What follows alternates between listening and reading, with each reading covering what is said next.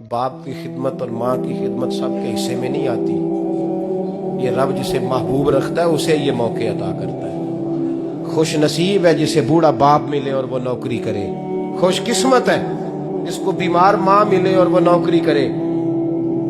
حضرت ابو ہریرہ فرماتے میری اماں بوڑھی تھیں تو ان کا معدہ کمزور ہو گیا تھا تو میں اٹھا کے پخانہ پیشاب کرتا تھا تو کئی دفعہ میرے اوپر کر دیتی تھی.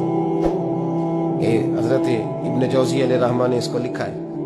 فرماتے ہیں میرے دل میں خیال آتا تھا کہ میں بڑا خدمت گزار ہوں اپنی ماں کا. ایک دن میں حضرت عمر کے پاس بیٹھا تھا ان کے دور خلافت میں تو ایک شخص آ گیا. اس شخص نے آ کر کے کہا کہ حضرت عمر سے حضور ایک مسئلہ پوچھنا ہے. فرمایا پوچھو. وہ کہنے لگا حضور میری اماں بوڑھی ہو گئی ہے, بیمار رہتی ہے, مریضہ ہے, مجھے آواز دیتی ہے بیٹے پیشاب آیا ہے, آواز دیتی ہے تو میں اماں کو اٹھاتا ہوں. ابھی میں بیت الخلاء تک واش روم تک جاتا نہیں کہ میری اماں میرے اوپر پیشاب کر دیتی.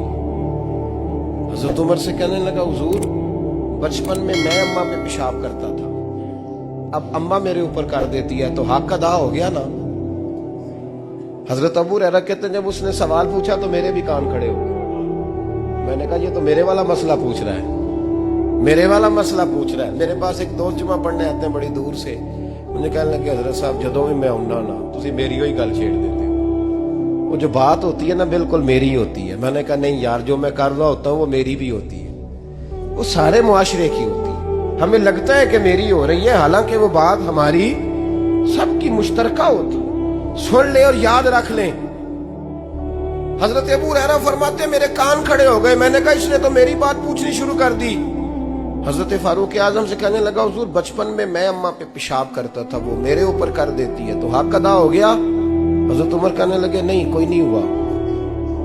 اس نے کہا حضور مجھے سمجھائیں وہ سارے کام جو میں اماں کے ساتھ کرتا تھا اماں میرے ساتھ کرتی ہے تو کیوں نہیں ہوا.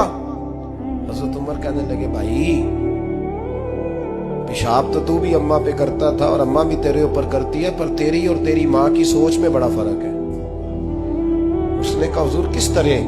تو کیا جواب ہے سیدنا فاروق اعظم کا, لو کان نبی بعد لکان عمر ابن خطاب. کیا جواب ہے؟ حضرت عمر فرمانے لگے تیری اور تیری ماں کی سوچ میں بڑا فرق ہے. کہا حضور کس طرح؟ فرمایا جب تیری اماں تیرے اوپر پیشاب کرتی ہے نا تو دعا کرتا ہے کہ یا اللہ بوڑھی ہو گئی ہے اسے پردہ دے دے, اور جب تو اپنی اماں پہ پیشاب کرتا تھا تو وہ دعا کرتی تھی یا اللہ میرے لال کو لمبی زندگی عطا فرما. فرمایا یہ تیرا اور اس کا فرق ہے.